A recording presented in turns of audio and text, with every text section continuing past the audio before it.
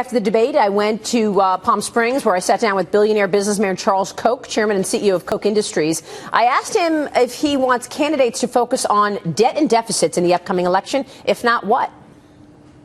That would be wonderful, because that's one of the biggest problems in the country. We have a debt and unfunded liabilities of over $100 trillion. We're headed for financial cliff.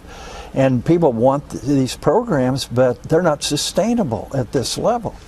So it needs to be dealt with, and this isn't one party, this is both parties contributing to this irresponsible spending and waste. And the big kahuna in all of this is the entitlements, Social Security, right, in particular.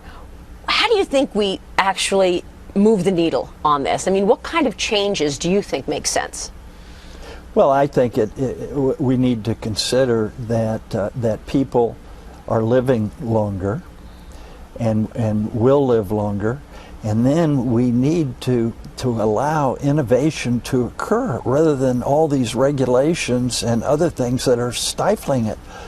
Because if we do that, if we allow innovation, medicine can be practiced much more efficiently.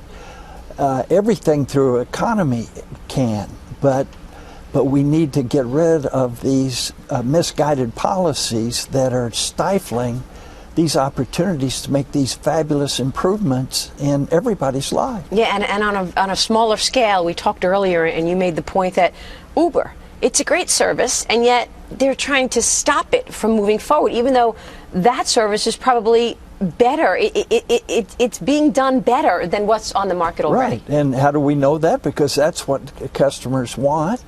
That's what customers want, and that's what drivers want, to have the opportunity to work when they want and be more flexible, and then use information technology so people can vet the driver and the whole system. But we see that everywhere. This is what I call corporate welfare or crony capitalism. It's political capitalism, not free market capitalism. When you say corporate welfare, you're talking about all these loopholes in the tax code right now. Well, that's one thing. That's there are 1.5 trillion, the estimates I've seen, of exceptions in the tax code. That is, provisions that favor one group, one industry, one company, one set of people versus another.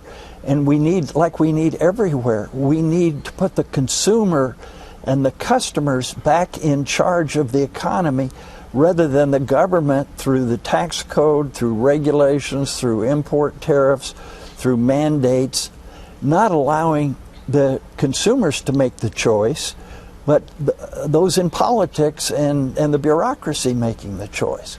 So this is undermining well-being for the American people. Let me come back to the regulatory environment, because in the book you write about market-based management. Tell me what it is and how you came to believe in market-based management.